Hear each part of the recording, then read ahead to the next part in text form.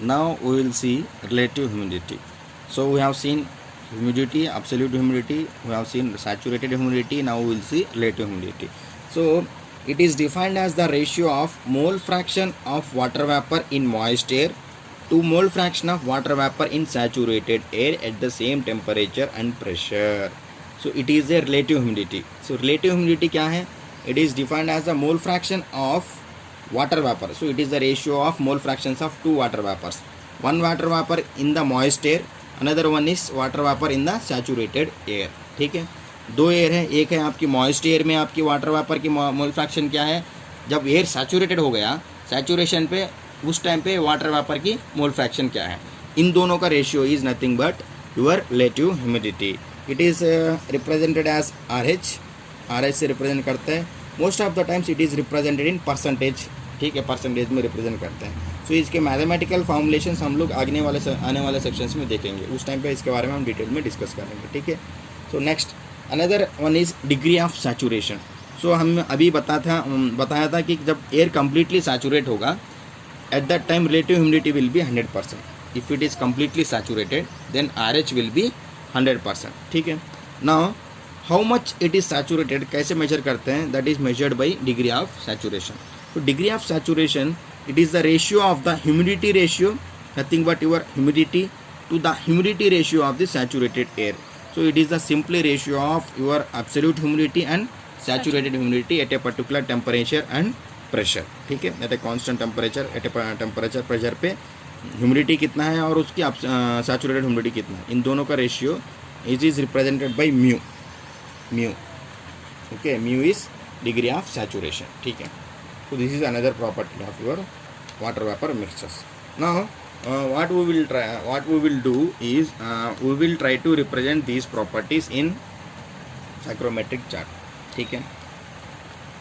So we have already represented dry bulb temperature, wet bulb temperature, humidity, dew point temperature in psychrometric chart. Now we will represent relative humidity in psychrometric chart. ठीक है. So I said this line is saturation line. ठीक है. This line saturation means this represents the 100% relative humidity line. ठीक है. इसी तरह psychrometric chart में lines होंगे. तो these lines are called as relative humidity lines. These lines are known as relative humidity lines. ठीक है. इसी तरह होंगे. फिर से अच्छे से ड्रा करता हूँ, इसमें थोड़ा बड़ा सा लेते हैं. ठीक है. So these are your relative humidity lines. इस तरीके से होंगे, जैसे सैचुरेशन लाइन है आपका, उसी तरीके से ये लाइंस होंगे. So these are RH lines. ठीक है, रिलेटिव ह्यूमिडिटी लाइंस. ठीक है, रिलेटिव ह्यूमिडिटी लाइंस आपको पता चल गया, ड्राई बल्ब टेम्परेचर लाइंस पता चल गए, ह्यूमिडिटी लाइंस पता चल गए और वेट बल्ब लाइंस आपको पता चल गए. हम प्रीवियस सेक्शन में डिस्कस किया. Now what we will do, we will try to estimate this properties. अभी तक जितने प्रॉपर्टीज़ हमने डिस्कस किए उनको एस्टिमेट करेंगे. और भी प्रॉपर्टीज़ है, उसको अभी आने वाले वीडियो में डिस्कस करेंगे. ठीक है. सो इसको मेजर करने के लिए क्या है, किस तरीके से हम लोग अजम्पशंस लिए देखेंगे. So it is difficult to estimate the exact property values of moist air as it is a mixture of several permanent gases and water vapour. ठीक है. मॉइस्ट एयर मतलब दैट इज़ नॉर्मल एयर. ठीक है, normal air देखेंगे. It is very difficult to estimate the exact property values. क्यों? Because it contains gases, permanent gases, nitrogen है, oxygen है, carbon dioxide है, आर्गन है. तो ये गैसेस आपके ड्राई एयर में रहेंगे, as well as water vapour भी रहेगा. ठीक है. सो इसीलिए डिफ़िकल्ट है इसको मेजर करने के लिए. But however scientist have found that moist air up to 3 atmospheric pressure, 3 atm pressure, atmospheric pressure 3 atm pressure is found to obey perfect gas law. ये इंपॉर्टेंट है. Up to 3 atm pressure scientist ने क्या found किया कि ये जो air है, moist air, which is a mixture of dry air and water vapour, वो base gas laws, perfect gas laws. ठीक है, with accuracy sufficient for engineering calculations. So हम लोग 3 एटमॉस्फेरिक प्रेशर तक एयर के लिए परफेक्ट गैस लॉस को use कर सकते हैं. ठीक है. So based on using this perfect gas laws हम लोग प्रॉपर्टीज़ को डिटरमाइन करेंगे. ठीक है. So basic gas laws of moist air में फर्स्ट लॉ है आपकी Dalton's law of partial pressure. ये लॉ आप सबको पता है. Which states that total pressure exerted by a mixture of gases समझो कि एक मिक्सचर ऑफ गैसेस है, that means it consist of 2 or more gases, ठीक है, एक मिक्सचर है. So the total pressure exerted by that mixture of gases is equal to the sum of partial pressures exerted by the individual gases. So every gas will have a pressure, will exert a pressure. That pressure is known as partial pressure of that gas, ठीक है. The total pressure will be the sum of the partial pressure exerted by the individual gases.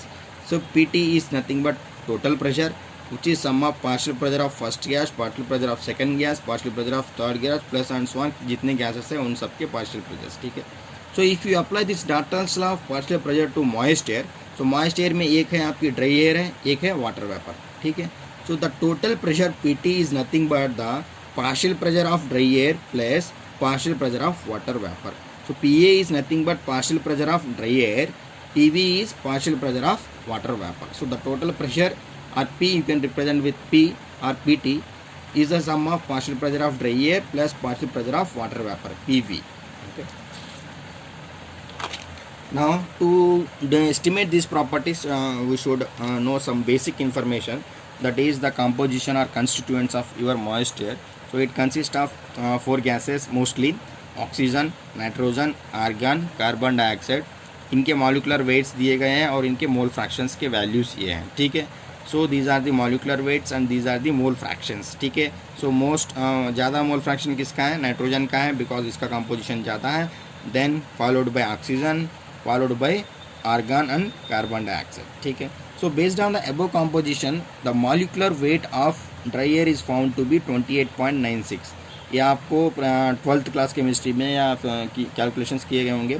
Dry air is found physics में 28.96 and the gas constant, so RA that is universal gas constant नहीं है, gas constant of dry air is 287.035 joule पर kg Kelvin based on this composition. Similarly, molecular weight of water vapor is taken as 18 लेते हैं, 18.015 in exact.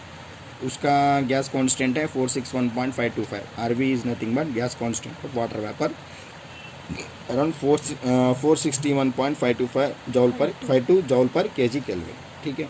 Now we will estimate the properties, ठीक है. सो dry bulb temperature, wet bulb temperature, due point temperature और nothing but temperature, उनको estimate करने की नहीं है, मेजर करते हैं, डिटरमाइन करते हैं साइक्रोमेट्रिक चार्ट्स. ह्यूमिडिटी कैसे मेजर करते हैं? Humidity is nothing but kg water vapour पर kg ऑफ ड्राई एयर, ठीक है. So if you substitute, we know that PV is equals to nRT, ये आपको पता है. फॉर परफेक्ट गैस हमने 3 एटमॉस्फेयर प्रेशर तक परफेक्ट गैस लॉस को अप्लाई करेंगे, ठीक है. सो इफ़ यू वांट, इसको आप इन केस ऑफ अप्लाई करेंगे, partial pressure of water vapour will be NVRV into capital T, ठीक है. वाटर वेपर के लिए डालेंगे तो partial pressure of water vapour into volume is equals to mole fraction, number of moles of water vapour into RV into T. So from this NV you can simplify it as क्या? PV into V by RV into T, ठीक है. Now if you apply this to this, this is for water vapor. Similarly for air, dry air, you can write as PA into V by RA into T. Dry air के लिए भी आप simplify कर सकते हो. So if you apply this here, then kg of water vapor is nothing but